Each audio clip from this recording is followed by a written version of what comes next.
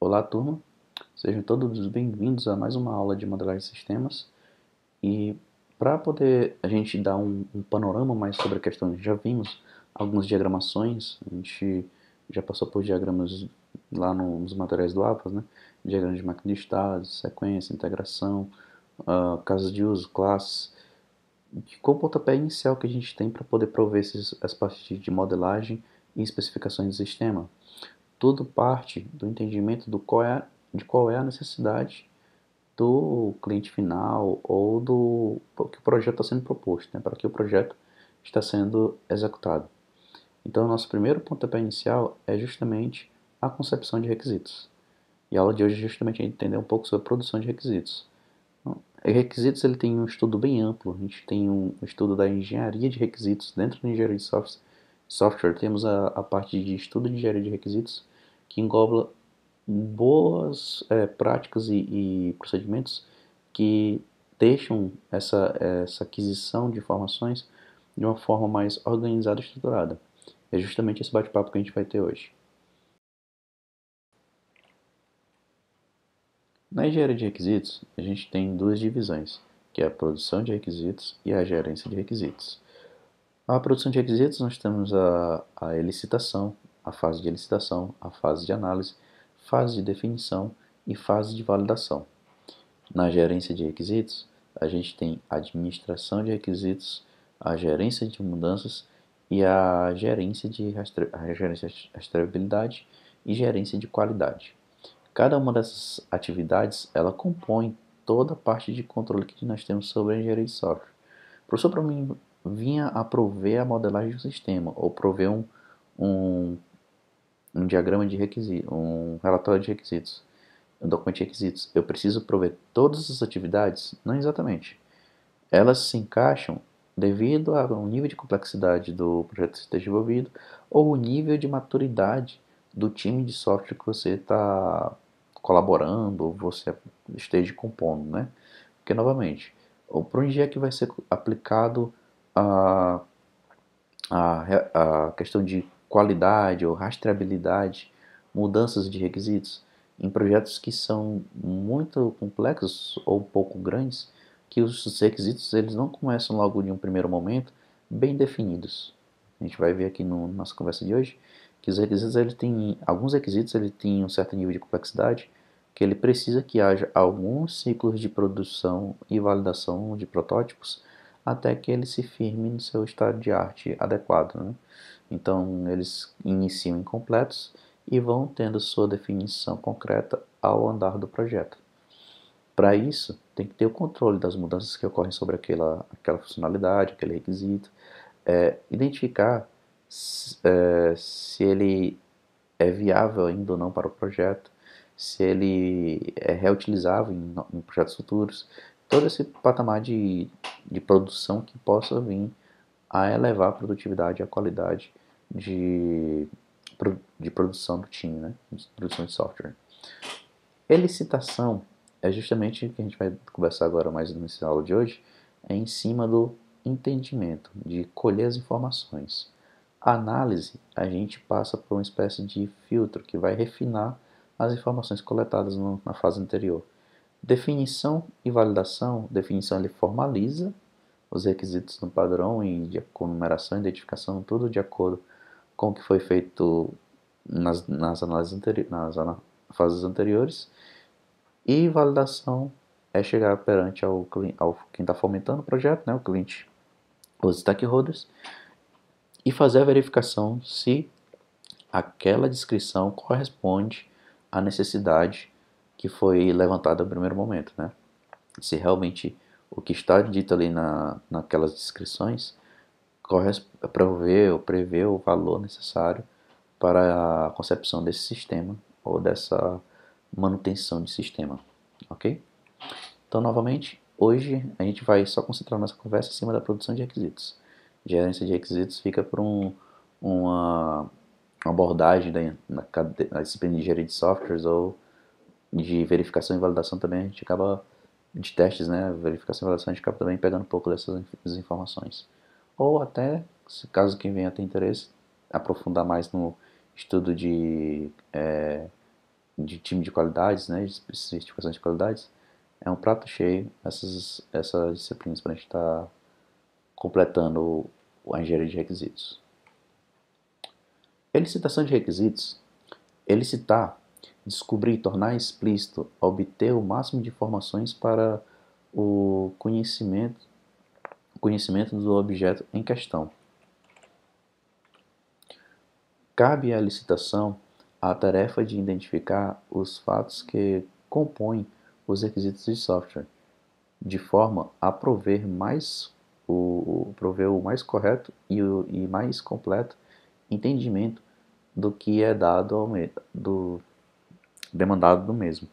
Então, novamente, aqui a gente vai tentar puxar todas as informações que compõem as funcionalidades que vão estar contidas no software. O professor, isso implica conversar com a pessoa que está fomentando o projeto? Sim, ele vai te dar uma ideia do que é que ele precisa, mas não somente ele, tem que entender se essa necessidade ela provê a melhoria de um processo executado por outras pessoas. Então, uma coisa muito importante é entender quem são as pessoas envolvidas, os stakeholders que estão à frente desse projeto ou que vão usufruir desse projeto e ter um contato com eles, entender o que é que vai prover ou não de conforto, o que é que vai ser interessante ou não para o dia a dia, o que é viável ou não em termos de funcionalidade, o que é possível ou não de ser produzido a determinada funcionalidade requerida, em acordo com o quê? Com o escopo, com o tempo de projeto ou com o custo, né? O que vem a ser colocado como recurso financeiro do projeto. Existem certas possibilidades de ter um custo, ter sido especificado um fomento muito baixo em relação ao custo que se tem para produzir determinadas funcionalidades. Então tudo isso aí tem que estar bem mapeado, bem descrito para que venha a ser verificado em fases futuras. A, o fluxo de entendimento de uma licitação de requisitos, né? A ideia da licitação, ela provê informações bem desestruturadas, porque o nosso primeiro momento não é se preocupar com que aquilo que se esteja dito vai se perfazer diretamente com o que vai estar no software final. Calma aí, professor, quer dizer que nem sempre o que o meu usuário está falando vai ser implementado? Depende muito do como é que está sendo a abordagem.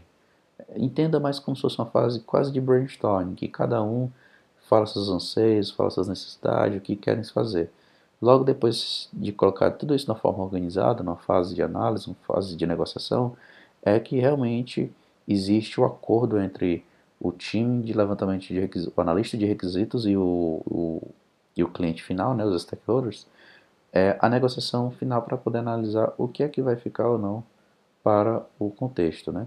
Então, como é que a gente faz esse entendimento? Porque nós, profissionais de TI, nós desenvolvemos sistemas, mas para que esse sistema realmente agregue um valor, tem que se ter um entendimento de qual é o ambiente que ele está provendo.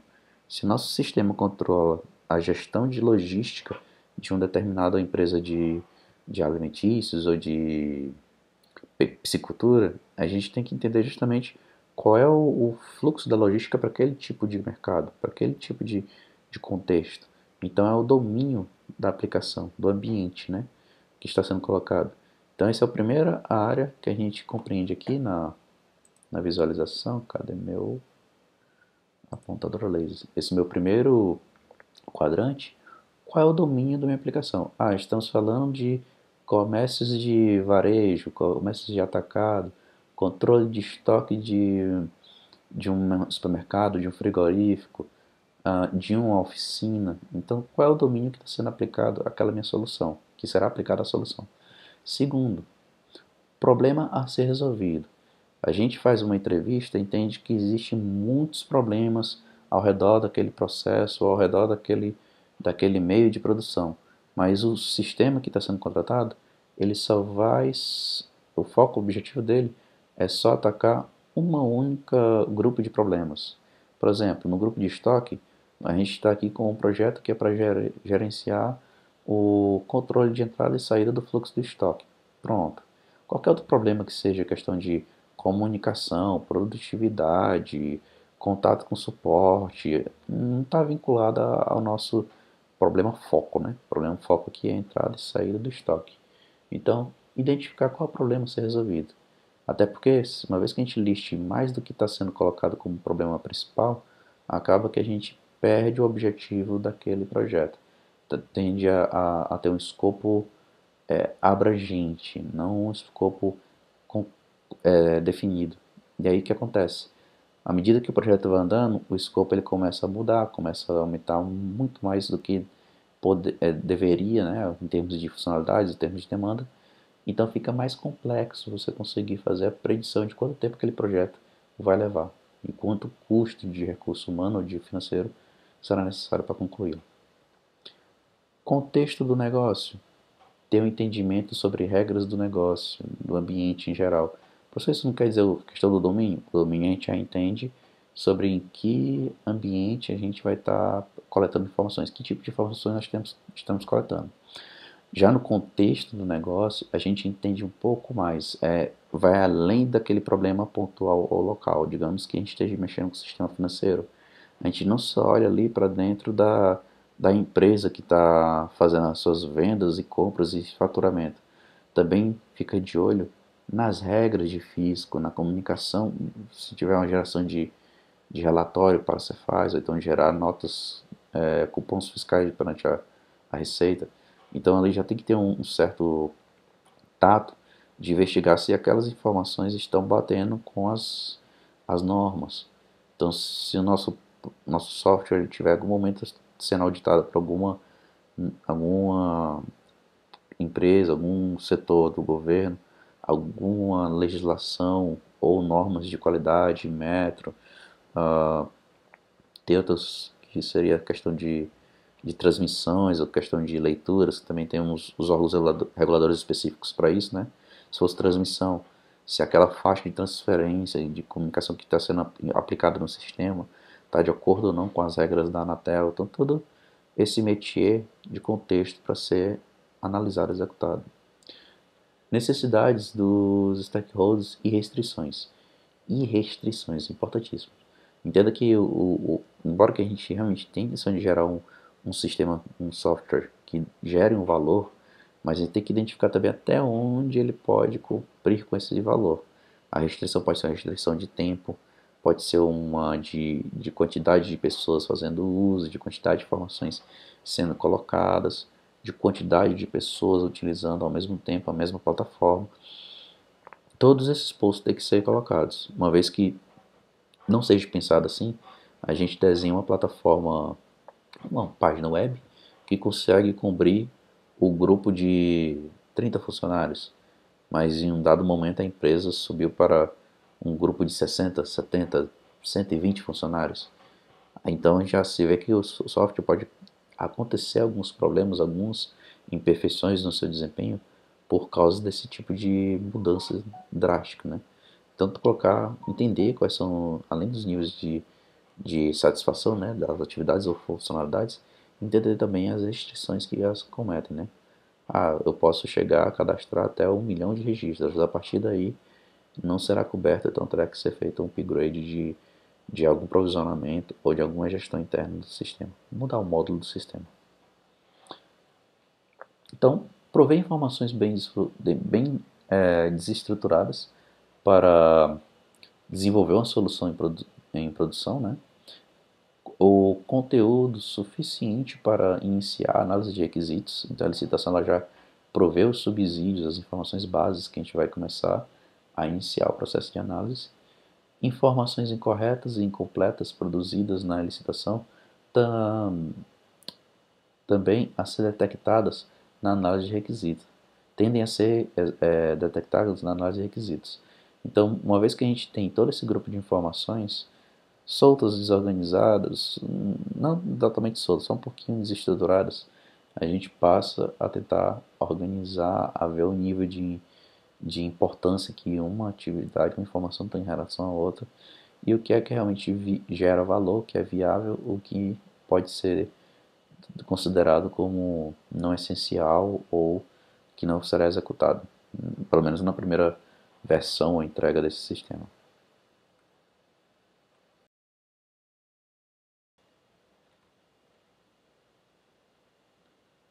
Desafios.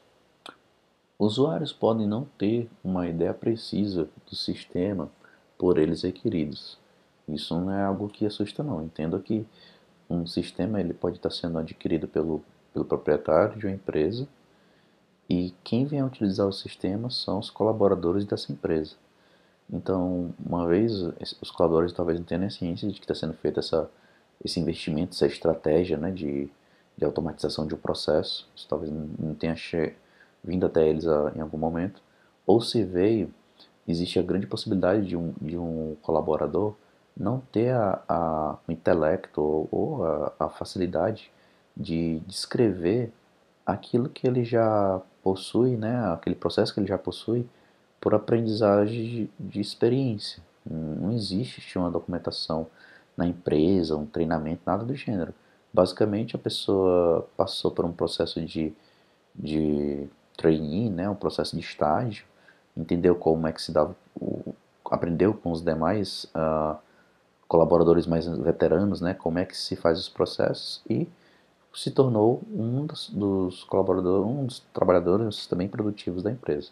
Então entenda, a partir do momento que a gente tem a missão de automatizar um processo desse tipo de contexto, de contexto, né, de situação, a primeira coisa a se fazer é ter esse mesmo processo de aprendizagem que um colaborador ou um voluntário, um estagiário teria, também teria o analista de requisitos que passar.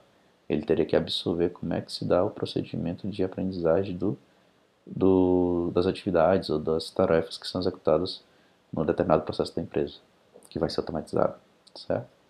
Então tem essa pequena dificuldade. De repente, o usuário ele não tem ideia, né, do que se é necessário automatizar ou se colocar como funcionalidade no sistema. Tem essa primeira dificuldade. Usuários têm dificuldades para descreverem seus conhecimentos sobre o domínio do problema, que esse é outro ponto, né? Uma coisa é ele sabe o que fazer, ele sabe resolver os problemas do dia a dia que ocorrem lá na sua atividade, na sua função. Mas uma vez que a gente peça para descrever como executar bem a atividade dele, isso aí seria um grande problema dele conseguir trazer isso de uma forma escrita ou relatada de uma forma fidedigna, né? Que por acaso, uma vez por outra, venha a não cobrir tudo que é necessário para ser executado no dia a dia. Professor, mas isso é quase muito complexo, né? Fazer com que um colaborador de uma empresa consiga ter todo o domínio daquilo que ele executa ele é como se a gente exigisse que ele tivesse um diário que anotasse todas as soluções que ele venha a ter para cada problema que ele resolve no dia a dia. Isso em algumas empresas é até mandatório, dependendo do tipo de contexto ou de atividade que esteja sendo executado, que se chama a gestão de lições aprendidas, né? Em produção de software é muito comum você encontrar no dia a dia os reporters de problemas, de bugs, ter esse tipo de rastreabilidade, de controle. Algumas empresas também, seus processos, principalmente quando se trata de produção industrial ou de controle de, de estoque, né, de envio, de produção, de fechamento de transportadoras, isso tudo aí está bem amarrado e existe todo esse tipo de controle de boas práticas ou atividades ou aprendizagem com erros passados. Usuários e analistas têm diferentes pontos de vista do problema, por terem diferentes formações. Isso também é importante. Um, um cargo mais de coordenador ou mais de supervisão, ele tem uma visão sobre o processo um pouco diferenciada daquele usuário que está realmente na mãos à obra, né, no front-end da atividade. Então, vale a pena, dentro desse contato de visita ou reuniões, tanto se ter acesso ao analista, né, o cargo de coordenação, o cargo de líder técnico da equipe, como também da operação, de quem realmente vai usufruir, vai alimentar, vai executar as linhas e formulários ou ações que vão fazer parte desse sistema futuramente. Usuários podem antipatizar-se com o novo sistema e se negarem a participar da licitação, ou mesmo fornecer informações errôneas. Nossa, isso aqui realmente é uma falha muito grande de comunicação, né? Muitas vezes você acaba vendendo uma solução de sistemas, um software, como se fosse o substituto do funcionário lá na ponta. Por exemplo, hoje em dia a pesquisa de imagens ela já dá um diagnóstico muito apurado para algumas doenças, analisando imagens de radiografias, de tomografias. Isso implica que o médico vai ser demitido ou que o analista de, de radiografia, né, vai ser demitido por isso? Em nenhum momento. Porque esses algoritmos, eles não, até um certo momento, né, não trazem sistemas ou programas que substituam um profissional lá na ponta. Eles estão mais como objetos facilitadores, que dão recomendações, que dão auxílios no possível diagnóstico. É como você ter hoje em dia os softwares que automatizam veículos. Implica que aquele veículo está totalmente automatizado? Pode olhar um pouco sobre cada uma dessas abordagens, dessas aplicações. Sempre vai existir uma legislação mesmo, seja que for um veículo ou uma aeronave, vai existir na legislação a necessidade de poder haver intervenção humana quando necessário. Então, digamos, naquela fazenda aquele caminhão realmente está autônomo, mas se de repente algum sensor identificou que está falhando, que ele perdeu o senso de direção, que ele perdeu a bússola ou GPS de localização, ali ele já vai adicionar um alarme e algum técnico ou engenheiro remotamente vai poder assumir o controle remoto daquele veículo. Justamente para que, imagina, perdeu a localização e o trator começa a passar por cima do milharal. É complicado. Então, uma vez que aquele alarme foi soado, o técnico responsável por aquele parque, né, de produção daquela fazenda vai assumir o controle daquele equipamento para que ele não venha gerar nenhum prejuízo. Parar, levar para um ponto de manutenção, fazer a substituição dele para outro equipamento, alguma coisa vai acontecer para que isso tenha continuidade.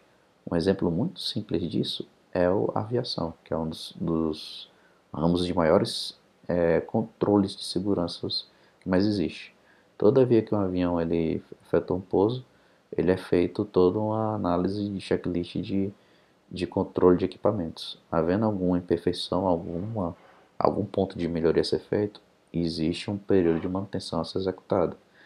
Se a manutenção não for suficiente para corrigir o problema, então vai haver a troca, a substituição de aeronave. Então todo esse procedimento existe. Semelhante também à Fórmula 1, né? Quando a gente está falando de corrida com carros de alta velocidade, mesmo ponto. Quando se identifica alguma desgaste de pneus ou desgaste de alguma peça mecânica, ou então até mesmo de toda a parte interna do carro, existe a substituição de carro, substituição de equipamentos, substituição de tudo que é necessário para que venha dar continuidade o, ao circuito, né? Eu acho que só o do carro que não é uma coisa que é viável, questão de legislações lá das corridas. Mas tudo é ajustado para que haja um certo nível de segurança na execução daquelas atividades. E isso é justamente uma coisa que tem que ser vendida, que uma vez que a gente está querendo automatizar um processo, é trazer para esse usuário uma comunicação clara de que aquele software, aquele sistema está ali para poder prover um conforto. Seria aumentar a produtividade, aumentar o conforto em executar as atividades em termos de cadastro, de verificação de planilhas, controle do que esteja faturando de estoque, velocidade ou uma comunicação facilitada entre esse sistema que vai ser desenvolvido e um segundo sistema, uma plataforma de relatórios internos da empresa, que anteriormente ele teria que estar lá escrevendo toda uma planilha naquela plataforma, agora facilmente ele vai exportar o que ele interagiu aqui no dia a dia, no Palm, no celular, no tablet, para aquela plataforma de controle da empresa. Então, todo esse tipo de facilitação, de conforto a ser provido, de valor a ser provido, é bom deixar bem claro à mão do usuário final. Até para que ele desmistifique essa ideia, essa falta de comunicação e acabou gerando essa antipatia ao novo sistema a ser colocado. Se de repente esse tipo de abordagem não vier a prover uma melhoria da recepção ou da colaboração do funcionário, não envolver ele no processo de licitação, para não gerar problemas, né? Atividades. Entendimento do domínio da aplicação. O conhecimento do domínio da aplicação é o conhecimento geral onde o sistema será aplicado, né? Então, o meu sistema ele vai fazer ele é um módulo de uma plataforma muito maior já em desenvolvimento, ou o sistema a ser colocado ele substitui um sistema que já existe, um sistema legado. Isso é muito importante porque implica que você vai ter que ter um certo tato para não mudar muitas interfaces, para não haver a necessidade de ter todo um treinamento complexo, uma vez que você pode aproveitar algumas funcionalidades, algumas ações já abordadas no sistema legado, e aí ficar muito mais tranquilo de fazer a transição com o grupo de usuários finais que vão estar lá disponíveis. Entendimento do problema. Os detalhes dos problemas específicos do problema do cliente, onde o sistema será aplicado, deve ser entendido. Então, uma vez que a gente já tem o entendimento do domínio, né? O foco agora é verificar qual é o problema-alvo a ser solucionado. Entendimento do negócio. Você deve entender como os sistemas interagem e contribuem de forma geral com os objetivos de negócio. Então, novamente, o sistema está automatizando ou melhorando um único processo. E dentro de uma empresa, ela tem todo um conjunto de processos que compõem o negócio dela. Então, novamente, se você está aqui automatizando um único processo, é interessante ver se a mudança ou a melhoria dele não pode acabar gerando desconforto em outros pontos, em outras fases da empresa. Ah, não me importa, interessante resolver esse problema que está aqui sendo colocado. Mas entenda, se você resolve esse problema ser colocado e ainda já faz uma espécie de análise de efeitos colaterais que podem vir a ocorrer, pode até prover a possibilidade de renovação em novos projetos, atacando outros pontos de melhoria do negócio. Uma vez que a empresa está investindo na automatização de um processo, é porque ela pretende evoluir a sua produtividade ou a qualidade do seu serviço. Certamente, uma vez tendo sucesso em uma automatização, ela vai estar aplicando esse processo, essa automatização, essa atualização, em demais processos da empresa. Implica, então, mais projetos futuros para sua empresa, o seu grupo de desenvolvimento estarem envolvidos. Né? E já teve um relacionamento inicial, isso vai ser um relacionamento duradouro. Né? É bem interessante até. O entendimento das necessidades e limitações dos stakeholders do sistema. Você deve entender em detalhes as necessidades específicas das pessoas que requerem suporte do sistema no seu trabalho, que é justamente o entendimento de qual é a limitação, né, até onde vai o entendimento, a capacitação, tudo que é necessário em termos do seu usuário final. De repente você adota abordagens ou bibliotecas que trabalham todos com, com a linguagem inglesa, e aí o teu usuário final não tem domínio de inglês ou nem de chinês nem de russo, e aí tem alguns problemas que na hora de gerar determinadas funcionalidades, determinados relatórios, ele se depara com alguma funcionalidade que não é compreensível para ele, que ele não entende, não teve contato com aquilo antes. Então, sempre entender qual é o foco, né? A linguagem até é uma coisa muito complexa, mas digamos que teu usuário nunca teve o contato com o uso do touchpad, ele só teve o uso de mouse. Então, a partir do momento que você trabalha com um sistema que vai exigir um programa que vai exigir que ele entende o que é o uso do touchpad, de aplicar ações com 2 dedos, 1 dedo, 4 dedos, ações de pinça. Então, todo esse tipo de funcionalidade que você poderá vir colocar na tua interface não é tão viável, uma vez que aquele usuário final ele é muito voltado a fazer operações por teclado e mouse. Tudo que ele usa no dia a dia dele é no teclado numérico, que é um teclado específico só para a parte de contas. E aí você provê para ele um teclado virtual ou um teclado estilo da máquina de funções numéricas normais, né? As numerações em horizontal.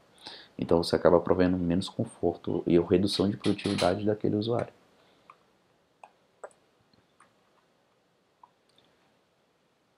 Visões gerais da produção de requisitos, né? Aqui a gente trouxe aqui esse exemplo do Somerville, que é uma visão em espiral do processo de engenharia de requisitos. Ele sempre inicia o processo em espiral do seu ponto ao centro, nessa parte inicial. E aí entenda que a cada ciclo de produção a gente vai voltar para o mesmo grupo de domínio inicial, que é elicitação de requisitos.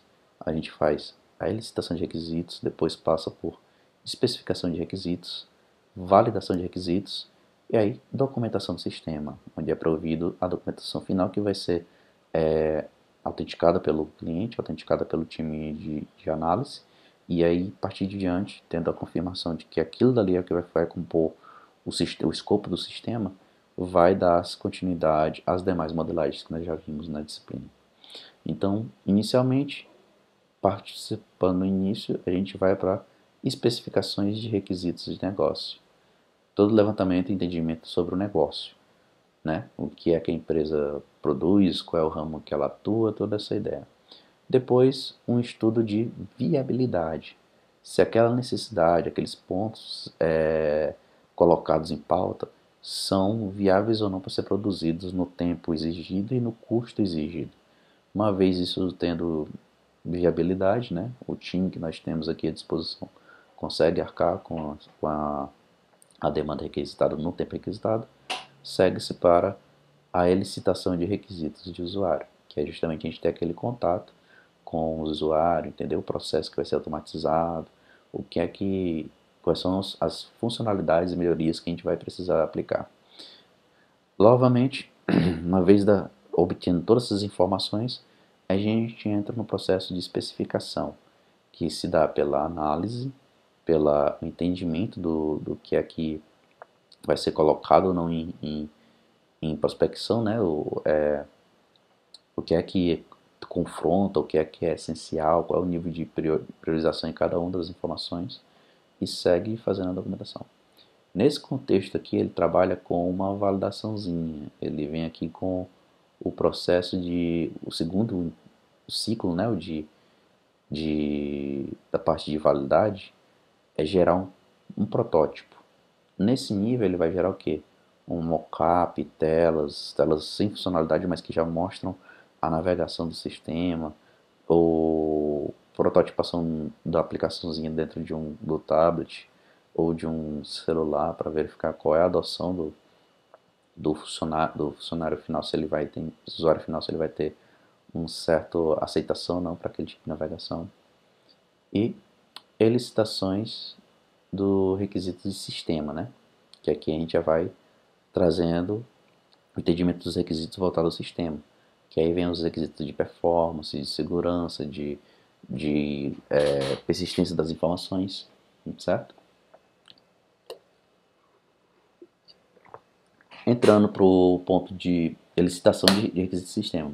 Uma vez finalizado, tendo essas informações, entra para as especificações e modelagem dos requisitos de sistema, que aí já cobrindo também a questão dos casos de uso que são voltados aos requisitos não funcionais, né, no caso. Voltando para a parte de revisões, né, de validação. Nesse momento aqui já tem um documento já bem denso, já tudo já bem mais consolidado. E a finalização do documento final, fazendo a apresentação para os stakeholders e para a pessoa que está, o grupo que está fomentando o projeto, e haver a assinatura de conformidade, de que realmente está de acordo com a necessidade do projeto, para seguir-se para as próximas fases de modelagem do sistema. O processo de licitação e análise de requisitos. A gente tem esse ciclo que ele tende a sempre estar se renovando a cada, no caso ali no modelo espiral, né, a cada ciclo, a gente passa por esses 4 pontos, né? Primeiro é descobrir a descoberta dos requisitos. Segundo, classificação e organização de requisitos. Terceiro, priorização e negociação de requisitos. Quarto, especificação de requisitos. E aí, por fim, retomando de novo a descoberta. Descoberta a gente já conversou, é a licitação, né? A gente vai ter o entendimento das informações que compõem as necessidades do sistema. Classificação e organização, a gente vai definir o que é mais prioritário, o que não é, o que é que deve, o que é que acaba confrontando um ou outro, um requisito acaba gerando um efeito colateral sobre outro. O que é que está claro e definido, concreto, o que é que ainda está precisando haver uma conversa futura, que ainda precisa ter mais clareza sobre aquela funcionalidade. Então a gente tem toda essa ideia. Priorização e negociação de requisitos. Então, uma vez que a gente esteja dentro do projeto, existe o controle de fases de entrega, macro entregas dentro do projeto, onde lá pode ser definidos que fase vai ser gerada uma release, várias releases provenientes do sistema final. O que é o intuito? É que em cada entrega, cada release, a gente possa prover um protótipo, ou então já uma versão com algumas partes de funcionalidades, né, uma prototipação incremental das funcionalidades que vão compor aquele sistema, aquele programa. E aí já podemos escolher o retorno se precisa haver melhorias, mudanças, adaptações sobre o que está sendo construído.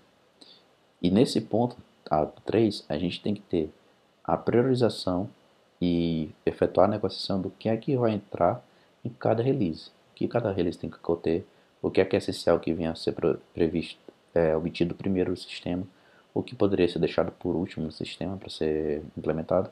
Tudo isso é caracterizado nessas fases. E a especificação, que é o procedimento formal de gerar a documentação a ser tomada como o documento norte, né, para as demais fases da produção dos sistemas. Os estágios da licitação, né? Definir objetivos. Os objetivos organizacionais devem ser estabelecidos incluindo aspectos gerais dos negócios, uma descrição geral do problema a ser resolvido e as limitações do sistema. É sempre importante a gente lembrar da questão de também, além de ver o que é de valor, ver as limitações obtidas ou identificadas. Aquisição de conhecimento do background, né, do ambiente onde vai obter o sistema. Né? Informações de background do sistema inclui dados acerca da organização onde o software será instalado, o domínio da aplicação do sistema e informações acerca de outros sistemas existentes. Se o meu sistema ele vem fazer uma intercomunicação, uma interoperabilidade com outros sistemas legados, é de suma importância entender qual é o tipo de interfaces, quais tecnologias aplicadas nesses sistemas para que haja uma compatibilidade de tecnologias na produção do sistema atual. Né? Digamos que a gente passa a trabalhar com uma abordagem de estrutura de dados que não seja comportada lá pelo sistema legado. Aí você em algum momento vai ter que se dar o trabalho de gerar um módulo de conversão de estrutura de dados. Né? Então, sempre bom trabalhar com a visibilidade de com o que você vai estar se interagindo.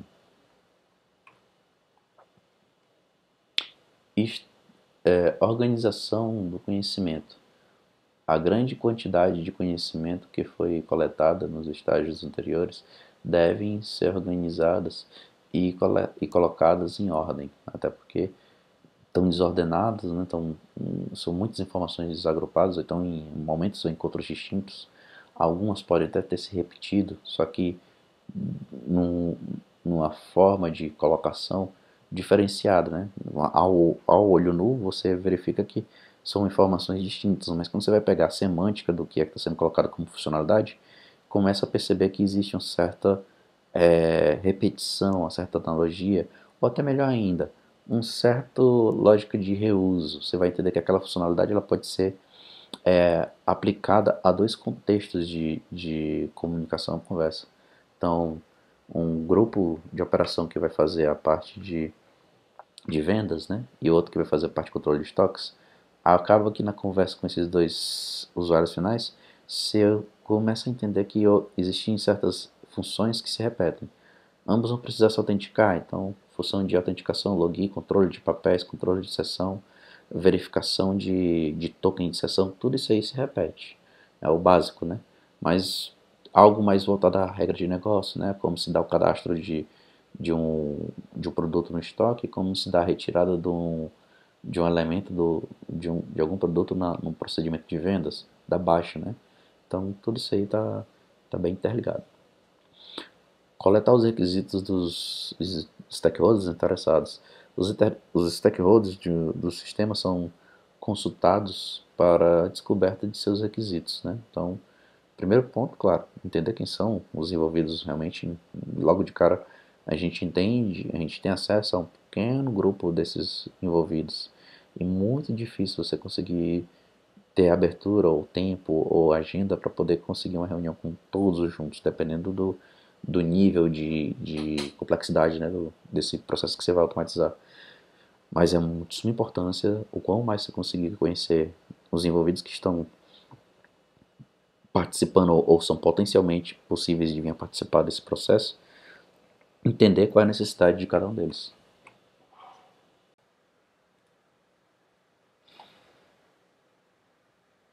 Análise e negociação de requisitos.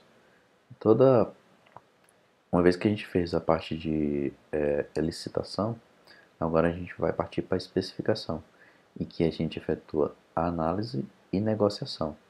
A análise a gente quebra ela em checagem necessária, checagem de consistência e completude, checagem da viabilidade. A gente faz essas três verificações sobre os requisitos que foram elicitados. Logo em seguida, cada uma dessas atividades, cada uma dessas checagens, elas nos provém o entendimento, né?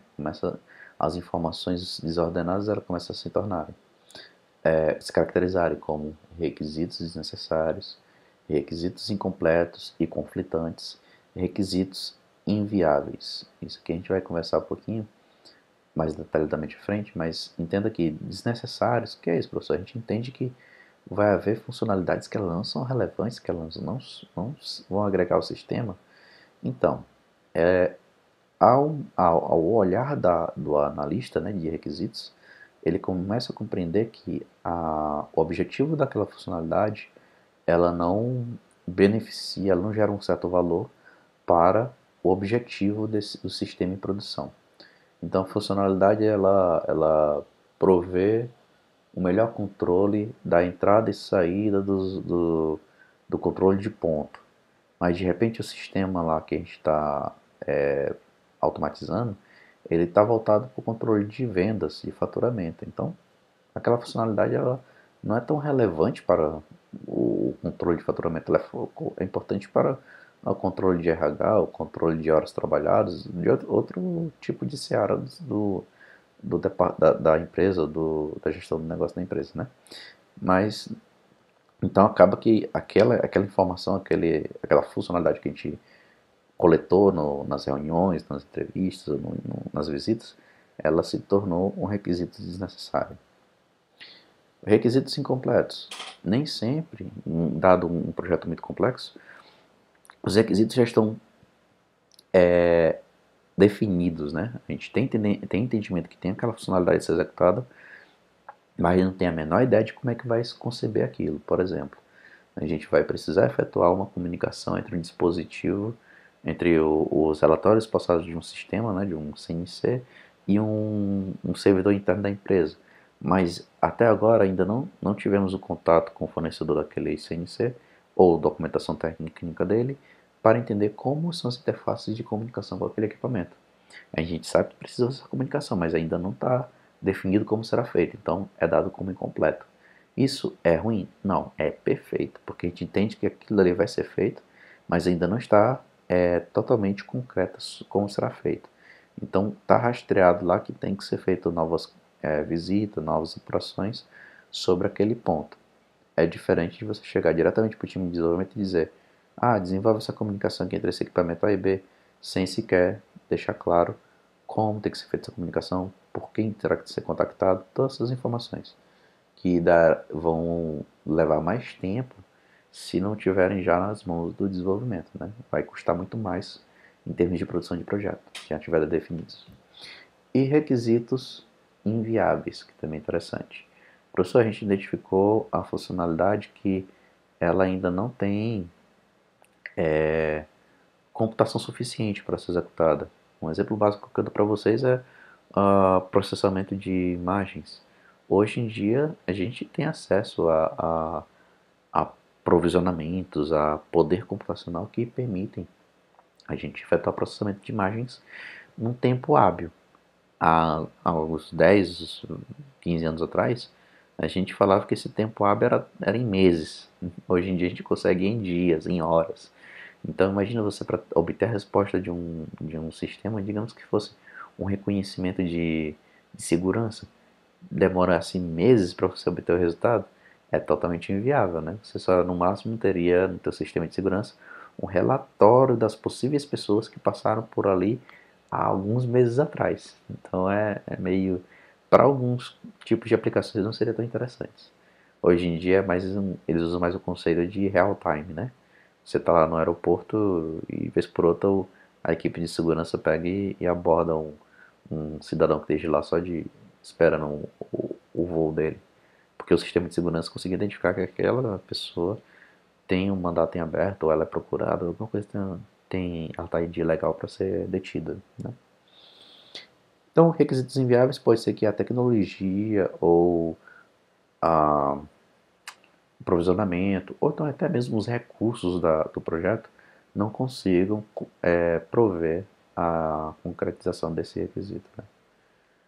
E aí, uma vez que a gente tenha todos esses grupos de 3 requisitos, a gente passa pelo prazo de negociação. O que é isso? É justamente o relacionamento o encontro, a conversa que vai existir entre os stakeholders, que fomentam as pessoas interessadas pelo projeto, principalmente os que estão pagando pelo projeto, e o time de análise de sistemas, né, o analista de sistemas. Porque assim, o time ele compreendeu que na sua análise existiu esse grupo de requisitos desnecessários, incompletos, conflitantes, acabei quase passando por ele. É você entender que um requisito, a definição, a existência de um requisito, ele acaba gerando um problema para a execução de um outro.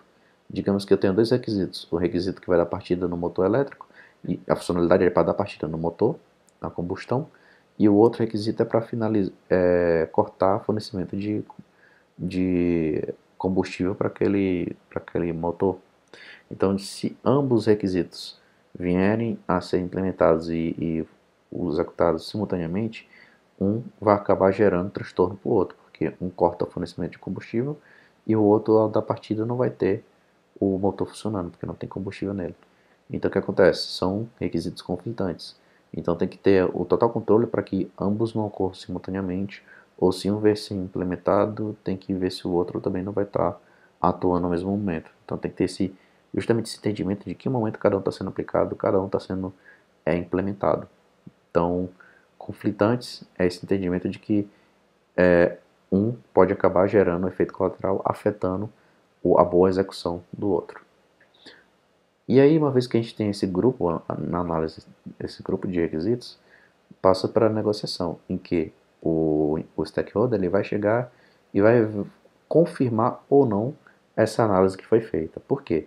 Quem melhor para entender se o requisito é necessário ou desnecessário, a regra de negócio, a melhoria do processo, do que quem está querendo adquirir o sistema, né? O usuário final que vai manipular esse sistema.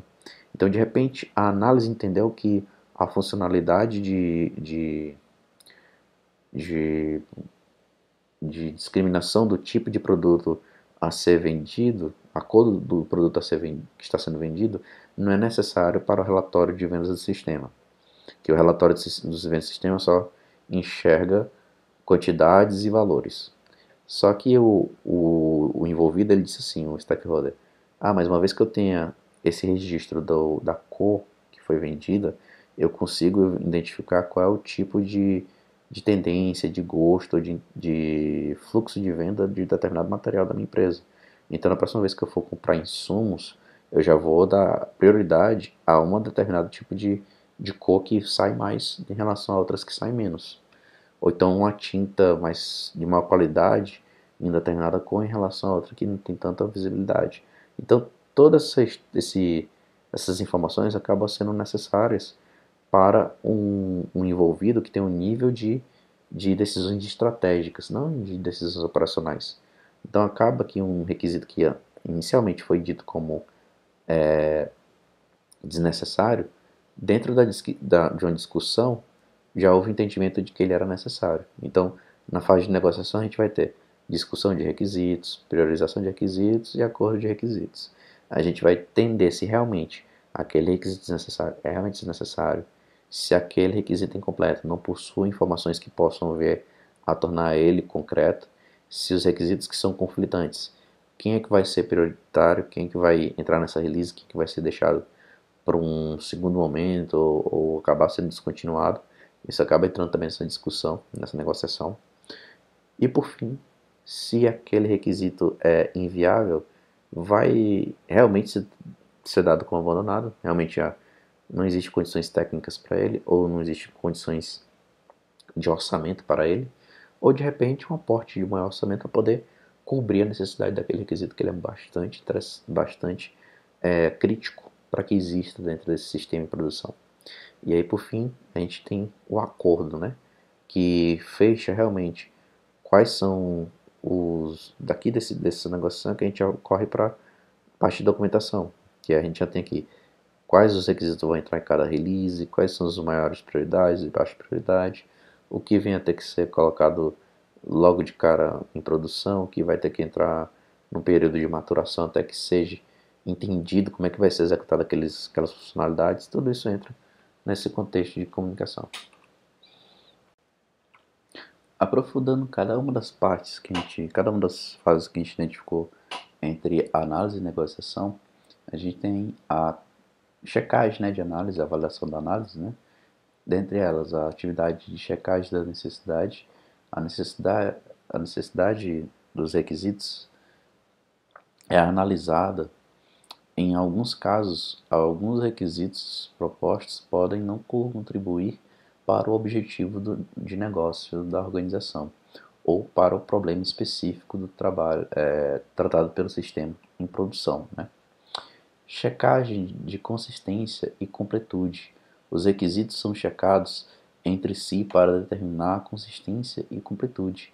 Consistência significa que nenhum requisito será contraditório, e completude significa que nenhum requisito ou limitação que seja necessário foi esquecido, né? Então, novamente, todo e qualquer requisito que compõe as funcionalidades, a necessidade do nosso sistema de produção, ele está lá mapeado, ele está documentado e com a devida prioridade a ser analisado, né? Checagem de viabilidade. Os requisitos são checados para garantir que são viáveis dentro do orçamento e tempo disponível para o desenvolvimento do sistema. Então, nem sempre é questão ah, de viabilidade técnica, mas também de recursos para ser executado. Negociação de requisitos, uma adaptação aqui do paradoxo do asno de Buridan, né? Buridan, que é uma análise de administração de negócios e que ela retrata bem, uma vez que a negociação ela se dá por dois pontos de tensão em que cada um tende a chegar no seu ideal, mas o importante é que ambos se alinhem nas suas expectativas, nas suas devidas limitações, né, de produtividade, de ação, para que consigam conquistar um objetivo único, né? Que é justamente a ideia de que os dois animais, quando conseguem entrar em um acordo e negociar, ambos param de ficar se degladiando em um cabo de guerra e passam a ter a refeição como é necessário para eles. Discussão dos requisitos. Os requisitos que foram identificados como problemáticos são discutidos e os stakeholders envolvidos apresentam seus pontos de vista acerca dos riscos. Por exemplo, mesmo que eles sejam requisitos conflitantes, pode ser que ambos sejam de alta prioridade e venham a ser sim implementados, uma vez que o conflito entre eles ou a falha que eles possam vir a gerar não é algo tão crítica para o andamento do processo. E até desculpa, e até o andamento de cada processo no ambiente, ele já tem uma forma de contornar ou de conter problemas ou perdas maiores se ocorrer o caso de um processo vir a conflitar com o outro, né? De um requisito vir a afetar o outro. Aí a questão de viabilidade ou a aceitabilidade desse cenário está na mão dos stakeholders. Priorizar os requisitos. Os requisitos disputados são priorizados para identificar quais são caracterizados como os críticos e ajudar o processo de tomada de decisão, justamente para decidir o que é que entra em cada nível em cada fase de produtividade, né, cada ciclo de produtividade do sistema. Concordância dos requisitos. Soluções para os problemas dos requisitos são identificadas e um conjunto de requisitos são acordados. Geralmente, isto envolve mudanças mudanças em alguns requisitos. Então, até a questão de conformidade, né, de repente, em cima do conflito entre requisitos, pode haver a mudança sobre um deles para que não exista mais esse conflito, né, que um não venha mais afetar a execução do outro. E aí acaba abrindo mão do primeiro análise, a primeira funcionalidade definida para o segundo requisito ou o primeiro requisito, que for de interesse aos stakeholders. Elicitação de requisitos. O analista deve selecionar as técnicas a serem utilizadas e estabelecer de que maneira elas serão integradas.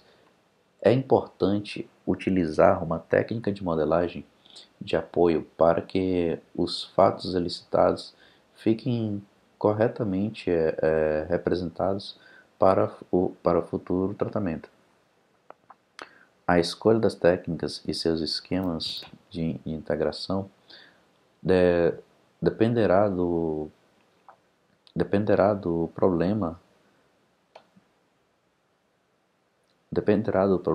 e da equipe participante. O ponto importante é ter o conhecimento sobre estas técnicas e identificar onde a técnica é superior, uma técnica é superior à outra. As técnicas de licitações a gente tem a entrevista, a leitura de documentos, questionários, análise de protocolos, participações ativas de usuários e reuso de requisitos. Reuso de requisitos, professor, justamente, a gente vai passar por cada um deles mais detalhadamente para a gente ter um entendimento mais tranquilo. Logo de cara, o mais comum deles que a gente encontra no dia a dia é a entrevista. Todavia que a gente vai ter um entendimento sobre um domínio, sobre os negócios ou processos automatizados, a primeira coisa que vai ocorrer geralmente é uma entrevista entre o analista de requisitos ou o time de análise de requisitos com os envolvidos, né? A pessoa que está fomentando o projeto ou os usuários finais que vão usufruir e operar o projeto, operar o sistema, né, final. Entrevistas. O analista discute o sistema com diferentes stakeholders e obtém um entendimento dos requisitos. Vantagens: contato direto com o usuário e validação imediata. Então, logo de cara, você consegue entender se uma determinada abordagem ou funcionalidade ela é viável, interessante ou não. Você consegue ter um conceito claro do valor. Desvantagem: conhecimento tático e diferenças de culturas. Isso aqui é muito comum, aquilo que a gente já conversou. Nem sempre você vai ter um grupo de stakeholders que esteja a fim de contribuir, ou então que não tenha um entendimento de como poder descrever o que é o processo que ele executa diariamente. Então, existem essas manobras ter que ser superadas. Os tipos de entrevistas. Nós temos entrevistas fechadas. O engenheiro de requisitos busca respostas, o engenheiro ou analista, né, busca respostas para um conjunto de questões já pré-definidas, então existe um roteiro a ser analisado. Entrevistas abertas. Não há uma agenda definida, não há esse roteiro que foi especificado, e o engenheiro de requisitos discute de forma aberta com os stakeholders sobre o que eles querem do sistema, né, o que vem querer do sistema. Bem semelhante a um brainstorm, né? Todo mundo lançando suas ideias de como poderá ser provida essa melhor o melhor conforto, o melhor valor das funcionalidades ou da automação do processo. Tutorial. O cliente está no comando, né? O cliente ele provê uma aula. É como se os stakeholders estivessem dando um treinamento para o engenheiro de requisitos ou analista de requisitos. Geralmente fazendo uma apresentação, né, com slides sobre o processo que é executado. Em entrevistas, o que é essencial, né, na entrevista? Os entrevistadores devem estar de cabeça aberta e não fazer a entrevista com noções preconcebidas sobre o que é necessário. Então é sempre estar atento a a qualquer informação nova que não tenha sido comentada em nenhum encontro anterior, né? Caso esteja a possibilidade de ter vários encontros, então sempre estar com essa sensibilidade para novas ideias, novos formatos, até mesmo uma nova ótica ou compreensão sobre um processo que já está totalmente definido, só que de repente uma nova estratégia, uma nova referência traz uma melhoria de como desenhar essa funcionalidade, né? Deixa ela muito mais simples de ser executada. Informar os stakeholders o ponto inicial da discussão. Isto pode ser uma questão, uma proposta de requisitos ou um sistema existente. É contextualizar, né, para não deixar tão genérico o ponto da discussão, é você realmente levar para uma espécie de contexto específico. Claro que dentro de uma entrevista você pode fazer isso diversas vezes, abrir várias discussões distintas, para poder cobrir várias áreas distintas que esse sistema vem a prover. Entrevistadores devem estar cientes da política organizacional. Muitos requisitos reais podem não serem discutidos devido a implicações políticas. Isso é importante porque o sistema que a gente possivelmente esteja cobrindo, né, ele pode prover dois tipos de interfaces distintos. Imagina que uma hora ele está aqui só na sua interface de operacional. Os usuários finais que estão trabalhando no lado operacional, ele não tem necessidade e às vezes não tem nem permissão para ter acesso às informações estratégicas, que só o CEO vai ter. Então, o CEO ele também vai ser um usuário final do sistema, mas em cima dos relatórios. O usuário operacional só fica cadastrando o quanto vendeu, o que vendeu. Já o CEO, ele tem entendimento do quanto a fábrica, o processo, produziu. Ele tem aqui o faturamento na mão deles. E aí o diretor mais acima, ele já tem o entendimento do que é que o ambiente provê em termos do que a empresa dele está produzindo e o que é que o mercado ao redor tá necessitando. Então, cada um desses níveis, né, de organograma ou política da empresa tem um certo nível de detalhamento ou de informações que tem que alcançar eles. Então, digamos que o operador aqui está lançando várias informações de entrada e saída de produtos, e o relatório que a gente vai prover é o relatório de BI, apresentando todo o gráfico de vendas a longo prazo, de previsões de faturamento ou fechamento de caixa. Não tem para que o operador está tendo acesso a essas informações, até porque isso não é nem da alçada dele, né? Talvez ele não só vai atrapalhar a vida dele ele saber da existência disso. Então é ter esse entendimento de organizacional, do escopo, do organograma organizacional do cliente, né? Leitura de documentos. Tem abstrações, vocabulários de aplicação. A leitura de documentos aqui no caso é você ter acesso a manuais, a relatórios, a procedimentos de operação da empresa. Tudo voltado ao processo. Documentos vinculados ao processo que está sendo automatizado, né? Claro que a produção de software não só se limita a isso. Eu estou tomando isso como um exemplo didático. Mas poderia ser também ao produto que vai ser proposto, produzido para eles, certo?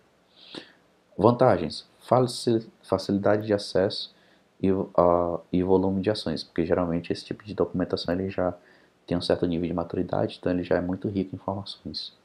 E aí você não fica limitado ao conhecimento daquele especialista, à disponibilidade daquele stakeholder, né? Você está com tudo ali nas suas mãos, em livros, em PDFs, que você possa vir a estar relendo e relendo várias vezes. Desvantagens: dispersão das informações e volume de trabalho. É que realmente é a tendência que, quanto mais antigo é o processo, mais documentações você vai ter inerente a eles, algumas possivelmente depreciadas, mas já dá um pontapé inicial de entendimento, mas ainda não é o carro-chefe, ainda não é tudo que você precisa para ter domínio sobre o problema, ou identificação dos problemas que você vai vir a solucionar. Além dessa leitura, vai exigir também acompanhamento de entrevistas ou algo a mais para poder complementar. Questionários.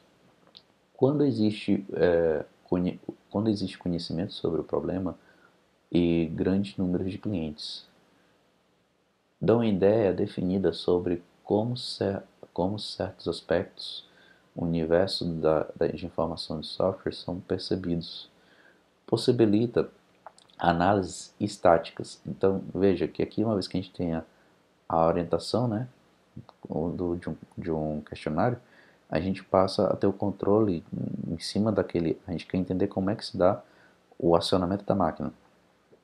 Cada operador efetua esse procedimento de uma forma distinta. Então a gente já tem um entendimento comum de como é que é feito esse acionamento. E as N formas como ela está sendo atuada no dia de hoje. Vantagens: padronização das perguntas e tratamento estático das respostas. Desvantagens: limitação do universo de respostas e pouca interação. É porque uma vez que a gente dá um pool de questionário para os usuários, a gente não está tendo é diferente da entrevista, né? Que você está bem frente a frente e de repente você surgiu uma nova perspectiva, uma nova conflito de entendimento de um cenário. Você estando lá no momento de entrevista, você consegue colocar esse ponto e o stakeholder consegue melhor esclarecer ou responder o seu entendimento. Aqui no questionário não é algo pontual que você perguntou, é algo que vai ser respondido.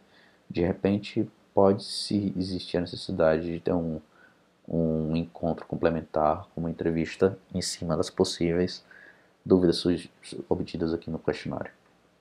Entenda que nenhuma dessas atividades é uma bala de prata, né? Pode ser que o uso de duas possa te dar maior assertividade ou maior acesso do que o uso de uma. Então, professor, qual utilizar? Vai depender do nível de acesso que você vai ter com os envolvidos do projeto. Talvez eles estejam disponíveis, talvez eles estejam fisicamente muito longe, e aí você tem que ter esse. Se bem que hoje em dia a distância é resolvida com a videoconferência, mas tem esse contexto de inviabilidade, né? O cara tá numa fazenda, um canto onde não tem internet, aí tu vai ter que ter uma outra abordagem, né? Com esse tipo de usuário, de stakeholder. Análise de protocolos consiste em analisar o trabalho e determinar de determinada pessoa através da verbalização. Objetivo: estabelecer a racionalidade utilizada na execução das tarefas. Vantagens: a possibilidade de elicitar fatos não facilmente observáveis, né? E permite melhor entendimento dos fatos. Então já é um acompanhamento mais bem analítico em cima do processo a ser automatizado. A desvantagem: o desempenho do entrevistado e o que se diz é diferente do que se faz, né?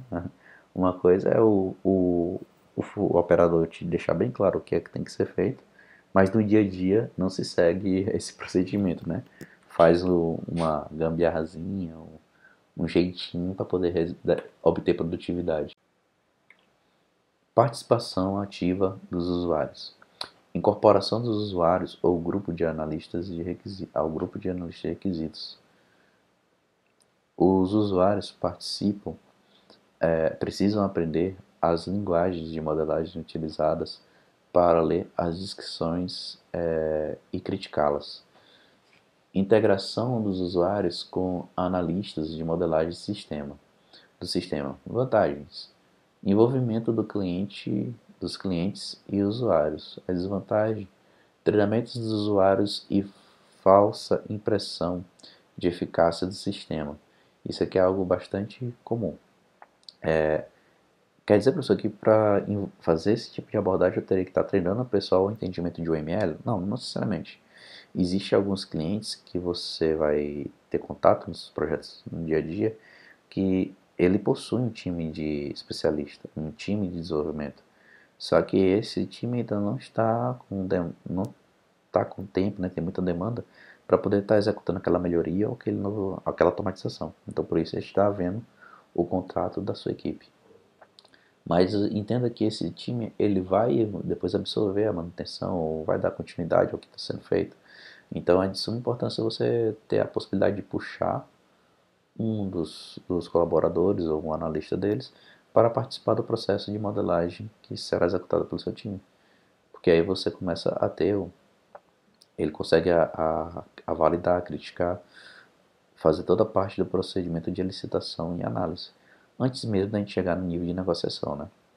Mas ele já consegue melhor refinar se está indo no caminho correto ou não. A desvantagem é porque acaba que esse contato pode dar uma falsa impressão da melhoria da eficácia do sistema, né? Pode ser que não seja visto realmente por essa parte, para esse colaborador, como uma solução viável, uma vez que o time que ele participou pode estar executando algo melhor, algo do gênero, né? Então tem toda essa abordagem, mas não deixa de ser também uma das formas de contribuição para essa fase de levantamento de requisitos. Reuso de requisitos. O reuso envolve considerar requisitos que foram desenvolvidos para um sistema e usá-los em sistemas diferentes. Então isso que implica você poder estar abordando requisitos adotados em sistemas legados ou levar isso para novos sistemas que estejam sendo produzidos pelo mesmo time que você participa.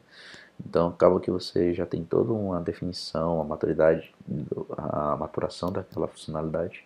Então poderia estar reaproveitando ela ainda mais estocagens, né? O reuso de requisitos economiza tempo e esforço, pois os requisitos utilizados já foram analisados e validados em outros sistemas. Um exemplo básico disso aqui seria a verificação de duplo fator, né, que é utilizada comumente aí nas ações financeiras. Um sistema daquele que usa uma chavezinha, um token, ele acaba sendo replicado por várias outras instituições. Um banco digital possui, uma corretora de investimento possui. Então você começa a perceber que é o mesmo processo, mesma abordagem. Não implica que seja o mesmo algoritmo, mas é a mesma funcionalidade. Então ali já foi uma sensibilidade de que viu que funcionou e está legal e gera um certo conforto uma solução, traz essa solução para o projeto que está sendo produzido agora. Pois as chances de, uma, de um resultado satisfatório é muito maior do que tá trazendo uma nova forma de autenticação, uma forma de validação que ainda não seja tão difundida no mercado, né? Não estou falando de adotar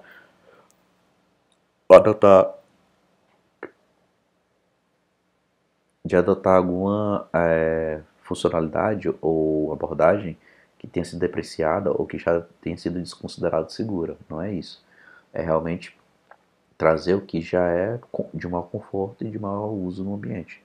Um exemplo que você pode tomar como um histórico, né, foi a adoção do celular sem teclado, o celular com tela.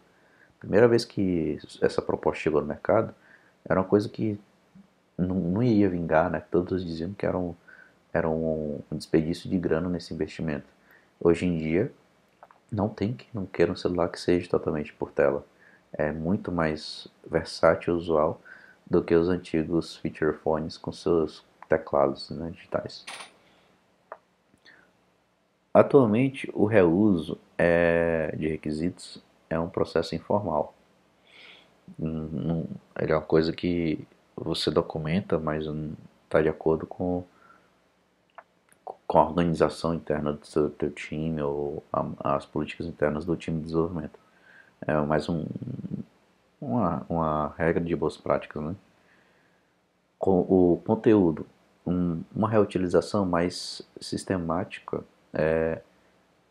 economizaria muito esforço, né? O grande ponto. Uma vez que a gente já tem esse requisito definido ou consolidado, a adoção dele no sistema já ganha todo um esforço, já economiza um esforço de validação e de especificação do mesmo. É justamente a capacidade de se aproveitar a análises anteriores e que diferencia um analista experiente de um inexperiente, né? A vantagem é e a produtividade e qualidade, componentes já validados. E a desvantagem, a dificuldade de se promover a reutilização sem modificações.